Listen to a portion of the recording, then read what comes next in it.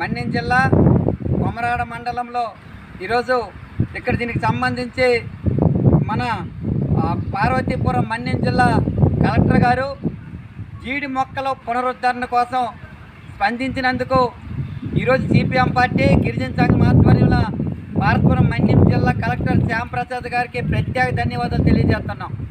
ఎందుకంటే ఈరోజు 2000 సంవత్సరం నుండి 2024 సంవత్సరాలు కేవలం 10,000 ఎకరాలకు మాత్రమే జీడి పునరుద్ధరణ చేసిన తప్ప ఇప్పుడు పునరుద్ధరణ చేయని పరిస్థితి ఉంది.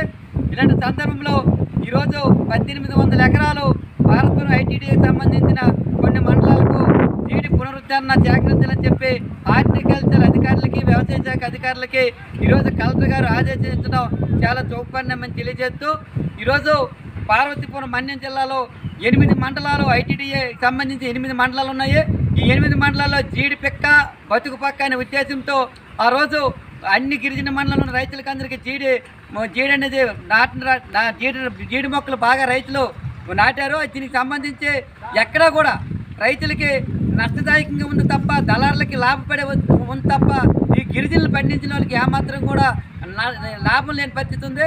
ఇలాంటి సందర్భంలో వెలుగు ఆధ్వర్యంలో మన ఐటీడీ మండలం చూసుకుంటే చాలూరు మండలంలో జీడి పరిశ్రమలు చిన్న పరిశ్రమలు ఏర్పాటు చేయడానికి చాలూరు మండలంలో కురుకుటి, వెలగవలస, మొక్కు మండలంలో పనసపత్ర, దుక్కేరు, గుమలక్ష్మీపురంలో జేకాపారు, ఇరిడి ఈ మండలాల్లో 5 లక్షల రూపాయలకి చెట్లు, 5 లక్షల రూపాయలకి అక్కడ సంబంధించిన సామగ్రికి ఇచ్చినప్పుడు కూడా ఆ పరిశ్రమలు నిరుపయోగంగా ఉన్నాయి.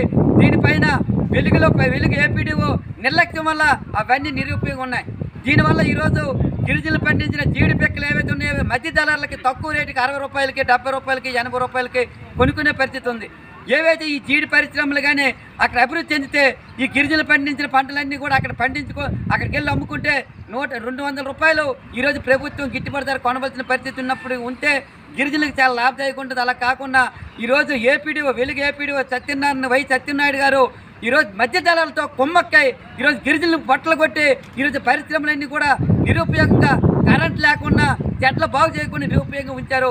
కాబట్టి సార్ కలెక్టర్ గారు మీరు వెంటనే ఏవైతే ఈ కుటీర పరిశ్రమలు ఉన్నాయో ఈ 8 పరిశ్రమలపైన మీరు ప్రత్యేక దృష్టి పెట్టి ఈ జీడి పిక్క డిసెంబర్ నాటికల్లా జీడి పిక్క బాగా కాకపోతుంది. ఆ టైం కల్లా ఈ కుటీర పరిశ్రమలు అభివృద్ధి చెంది గిరిజన రైతులకు అన్ని విధాలుగా ఆదుకోవాలని చెప్పి మేము డిమాండ్ చేస్తున్నాం.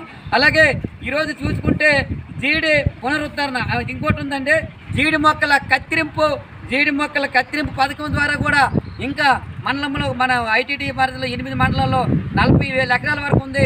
అన్నింటిపైన జీడి కత్తిరింపు పథకం ద్వారా మొక్కలన్నీ కూడా ఆ పథకం ద్వారా అమలు చేసే విధంగా గిరిజనులకు అన్ని విధాలుగా ఆదుకొని జీడి పంట బాగా అభివృద్ధి చెందే విధంగా కలెక్టర్ గారు ప్రత్యేక చర్యలు తీసుకోవాలి.